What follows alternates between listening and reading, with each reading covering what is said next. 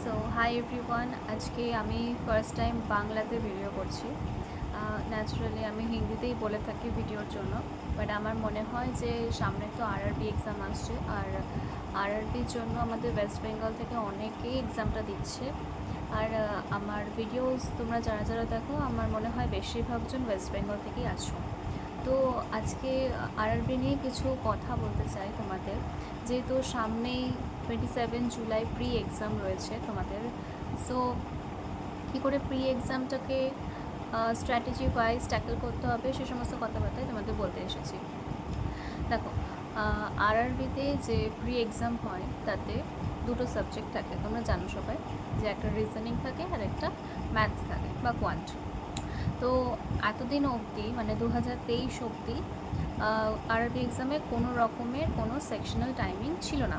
মানে একটা ফুল 45 মিনিটসের একটা স্লট দেওয়া হতো, তার মধ্যে যে যেরকমভাবে অ্যাটেম্প্ট করতে পারবে, হয়তো কেউ রিজনিংয়ে খুব তাড়াতাড়ি অ্যাটেম্প্ট করে নিতে পারতো বা কেউ খুব তাড়াতাড়ি কোয়ান্টসে অ্যাটেম্প্ট করতে পারতো। তো যার যেটা ইচ্ছা, আগে ইচ্ছা হলে কোয়ান্ট করতো, আগে ইচ্ছা হলো রিজনিং করতো, যার যেরকম সুবিধা হতো সেরকম করে টাইম অ্যাডজাস্ট করে নিজেদের মতন করে সলভ করে দিত।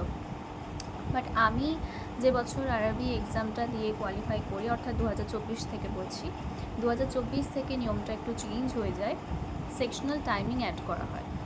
তো কেমন সেকশনাল টাইমিং?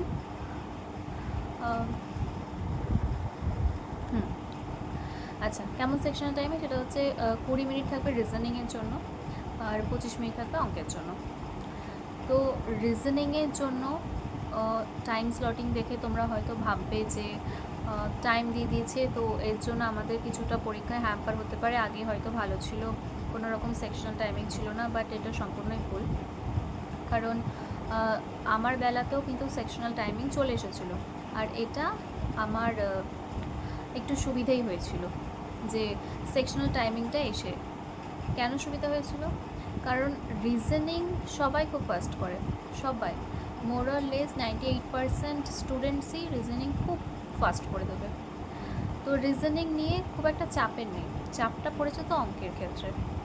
এবার এই ক্ষেত্রে কী হয়েছে, সেকশনাল টাইম আসার জন্য সবাইকেই সেই 20 মিনিটই বসে থাকতে হবে। সে যতই 10 মিনিটে রিজনিং কমপ্লিট করে দিক না কেন, 20 মিনিটই তাকে বসে থাকতে হবে যতক্ষণ না পর্যন্ত সময় শেষ হচ্ছে। সেটা প্রত্যেকের জন্যই কিন্তু 20 মিনিট ধার্য রয়েছে।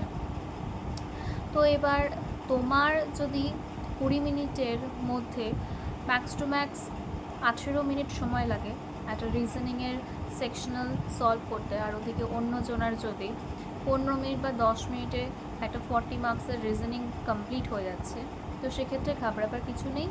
কারণ তোমার যা সময় তার হাতেও তাই সময়, দুজনকে সেম সময় অবধি বসে থাকতে হবে, ওয়ান্টের জন্য অপেক্ষা করতে হবে। তো এটাই হচ্ছে প্লাস পয়েন্ট। যাদের রিজনিং অনেক ফাস্ট হয়ে যেত এবং তারা কোয়ান্টসে মুভ করে যেত আগে, তারা এখন সেটা করতে পারবে না। তো সেটা আগের বছর থেকে নিয়মটা চালু হয়ে গেছে। তোমরা যারা রিপিটার্স আছো তারা হয়তো এটা জানো যে এরকম চেঞ্জেসটা আগের বছর এসেছিলো, আর যারা নতুন পরীক্ষা দিচ্ছ এবার, তো তাদের কাছে এটা সম্পূর্ণ নতুন, এবং যেটা এসেছে সেটা অনেক ভালো জিনিস এসেছে। তো তোমরা প্রিপারেশন করার সময় অবশ্যই যারা রিপিটার্স আছো তারা তো মক দিচ্ছ, মক দেওয়াটা খুবই নেসেসারি। কারণ আমি হাতে গুনে চলছি আর 2 মাস আছে, আর 2 মাসে আমি ধরবো, কারণ আমি একটু কম করেই ধরছি। 27 জুলাই এক্সাম হলেও আমি মে থেকে ধরলে মে আর জুনটাই হাতে ধরবো। তোমরা ভেবে নাও যে তোমাদের এক্সাম 1 জুলাই আছে, তো সেই হিসেবে তোমরা পড়াশোনা শুরু করে দাও, সেই হিসেবে মক টেস্ট লাগাও। আড্ডা 24/7-এ প্রচুর মক টেস্ট রয়েছে, প্রচুর সুন্দর সুন্দর কন্টেন্ট রয়েছে, তোমরা চাইলে ওখান থেকে পড়তে পারো, ওখান থেকে মক টেস্ট দাও, সেটাকে অ্যানালিসিস করো। আর আরআরবি ক্লার্কের ক্ষেত্রে, মানে দুটোর ক্ষেত্রে আমি বলছি, তবে আরআরবি ক্লার্কের ক্ষেত্রে ওয়েস্ট বেঙ্গলে কাট অফ জেনারেলে 80-তে 78 to 79 এরকম সামথিং যায়। সো আরবি ক্লার্কের জন্য রিজনিংয়ে 40 আউট অফ 40 তো করতেই হবে। মানে রিজনিংয়ে 40 আউট অফ 40, সেটা আরবি ক্লার্ক হোক কি আরবি পিও হোক, তোমার মাথায় এটা সেট করে নিতে হবে। এবার আরআরবি ক্লার্কে যখন রিজনিংয়ে 40 আউট অফ 40 করে নিচ্ছ, আর কোয়ান্টসও খুব সোজা আসবে, তো তাতেও তোমরা 40-এর মধ্যে মোটামুটি 38 করেই আসতে পারবে। ব্যাস, এটা করতে হবেই আরআরবি ক্লার্ক যদি ওয়েস্ট বেঙ্গল থেকে তোমরা ফর্ম ফিল আপ করতে চাও তো। এবার আসে আরআরবি পিওর কথায়। আরআরবি পিওর ক্ষেত্রেও রিজনিংয়ে 40/40 আমি ধরে রাখতে বলছি। খুব যদি কপাল খারাপ হয় তো সেক্ষেত্রে 35 to 38 মধ্যে রাখতে হবে। হয়ে যায় এরকম তাড়াহুড়োর ক্ষেত্রে একটা পাজলে 1-2 কোয়েশ্চেন ভুল হয়ে যায়, বাট হ্যাঁ টেনশনে কিছু নেই, কারণ খুব সোজা কোয়েশ্চেন আসবে। আর আরআরবি প্রি পরীক্ষা লেভেল সোজাই হয়, তবে হ্যাঁ তোমাকে হার্ডেস্টের জন্য প্রিপেয়ার থাকতে হবে। যা কিছু চলে আসতে পারে, কারণ এখন ট্রেন্ড চেঞ্জ হয়ে যাচ্ছে, আগের মতো এখন অত সহজও নয়, কম্পিটিশন প্রচুর বেড়ে গেছে, তাই জন্য তোমাদেরও ফার্স্ট থেকে ফোকাস থাকতে হবে। এবার আসি মেইনসের কথায়। মেইনসের জন্য এখন থেকে আমি কিছু বলতে চাই না সেরকম, তবে এখন যারা রিপিটার আছো, যারা ফ্রেশ তাদেরকে আমি বলছি না, যারা রিপিটার্স আছো তারা সপ্তাহে যদি একটা করে হলেও মেইনসের যদি একটা সেকশনাল দিতে পারো তো খুব ভালো হয়। লাইক সপ্তাহে তুমি 7 দিনের মধ্যে 6 দিন পড়ছো, 7 দিনে 7 দিন পড়া সম্ভব নয়, তুমি 7 দিনের মধ্যে 6 দিন পড়ছো, 6 দিন তুমি 6 দিনের মধ্যে ডিভাইড করে নাও, 5 দিন কি প্রি এর মধ্যে দেবো। তুমি 5 দিন পুরো প্রি নিয়ে পড়ে থাকলে, প্রি পড়লে, সব কিছু করলে, একটা দিন সেটাকে তুমি স্যাটারডেও ধরে নিতে পারো। তো স্যাটারডের দিন তুমি একটা যে কোনো মেন্সের যে কোনো সেকশনাল তুলে নাও, হতে পারে সেটা ইংলিশ, হতে পারে সেটা ম্যাথস অর রিজনিং, যা খুশি তোমার সেটা তুমি একটা করে সেকশনাল দিতে থাকো। এটা তোমরা ফ্রেশাররা ট্রাই করতে যেও না, কারণ মেইনসের সিলেবাস আগে পড়তে হবে, দেন তোমাদেরকে অ্যাটেম্প্ট করতে হবে।